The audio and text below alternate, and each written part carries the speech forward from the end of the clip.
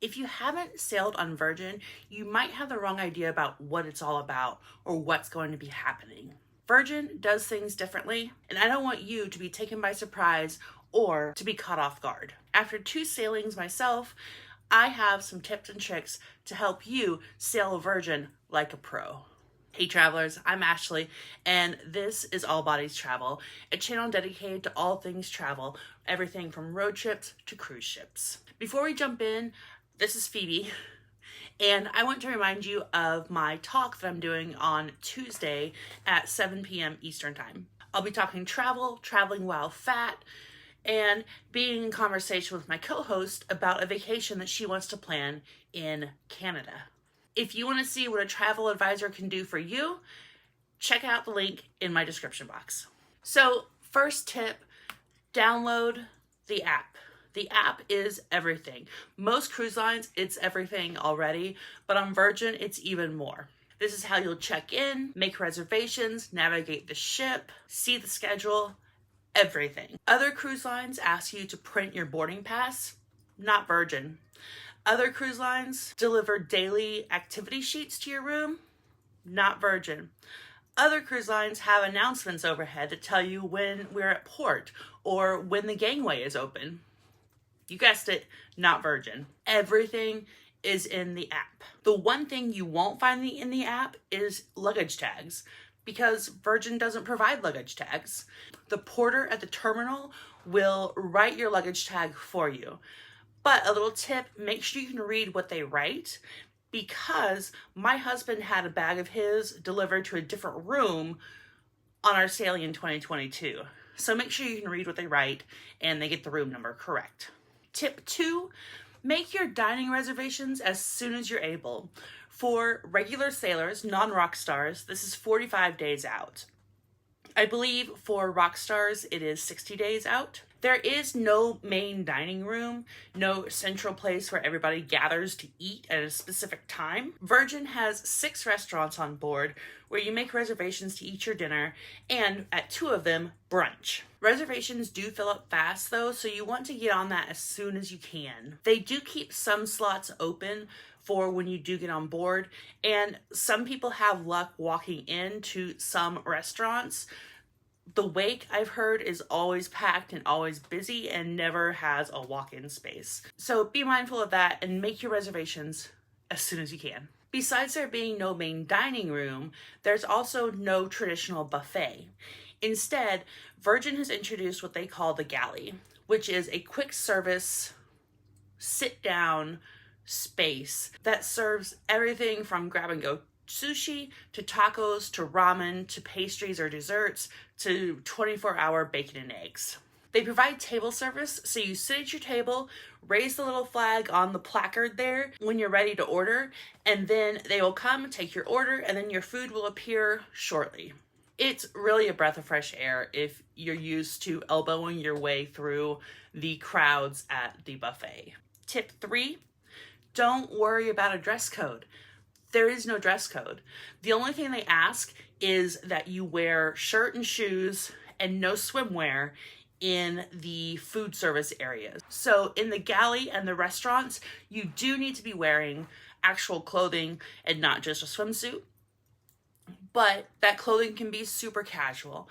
I wore tank top and a skirt because that's what I was comfortable in the whole time I sailed, the whole time I was on board. Or you can wear shorts and a tank top, shorts and a t-shirt. It doesn't matter. There's no fancy dress night. There's no elegant night. It's just be comfortable. Be you. There is Scarlet Night, where if you want to fit in with the crowd, you can wear a hint of scarlet.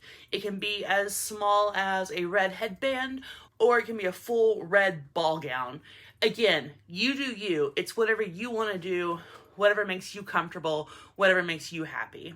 There's also the PJ party on night 1, where everybody gets dressed up in their PJs and goes up on the open deck or the manor, depending on the weather, and hangs out with the diva who sings, and then there are milk and cookies served, so you can go up and get a little midnight snack in your PJs.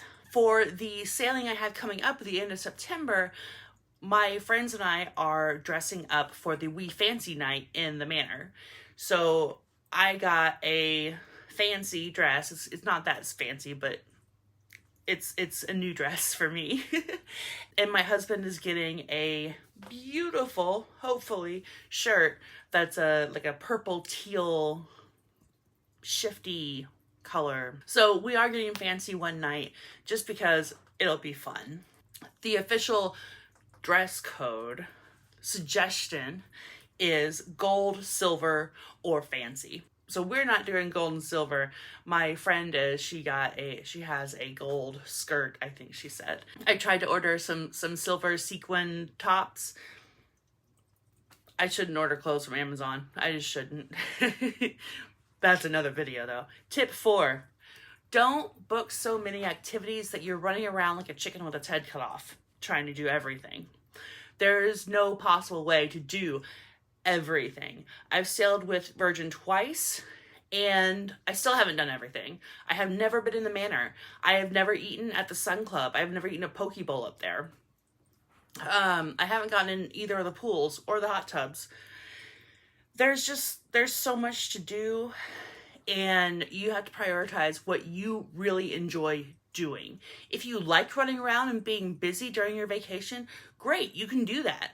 But if you want to slow down, take your time, relax, there are definitely places to do that on a Virgin Voyages sailing. So you can explore the ship, do the things that interest you the most, and really enjoy the quiet spaces on board.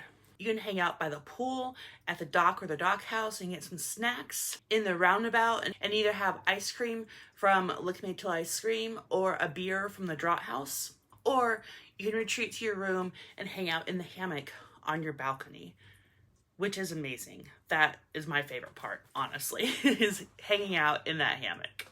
Virgin is not, as you might guess from some of the titles on YouTube videos, a constant party. If you want a party, you can find a party. But there are lots of places where you can just relax and be chill and enjoy being at sea. Number 5, let's talk about what's included. First of all of the food is included except for a few specialty items at each of the restaurants. The dock house has appetizers. The social has hot dogs, popcorn, candy, fudge, Rice Krispie treats. The ice cream, which is not soft serve, check. Pizza, check. Popsicles, check. Poke bowls at the Sun Club, check. All of them included. In addition, soda, water, tea, lemonade, those are all included as well as some juices in the morning, and your drip coffee, regular and decaf, and a selection of hot teas. The sodas include Coke, Diet Coke, I think Coke Zero, ginger ale, and Sprite. So you have those 5 options for sodas. You can also get sparkling water. For my video game nerds out there, the arcade is free. You can go get your game on with classic games like Pac-Man, Ninja Turtles, I think Mortal Kombat, and you can play as much as you want. There's also air hockey and shuffleboard, and I think foosball is included somewhere on the ship. All entertainment is included, of course, except for special things like the grog walk, which is the best bar crawl at sea. And there's a charge for bingo, as there is on all ships. And there are some classes that do like Instagrammable snacks and drinks. Anything that includes alcohol is usually not included, and you'll have to pay a little bit more for that. Well, that's it. My top 5 tips for virgins. If you want tips on what not to pack on your next cruise, check out this video. Otherwise, I'll see you in the next one. Bye.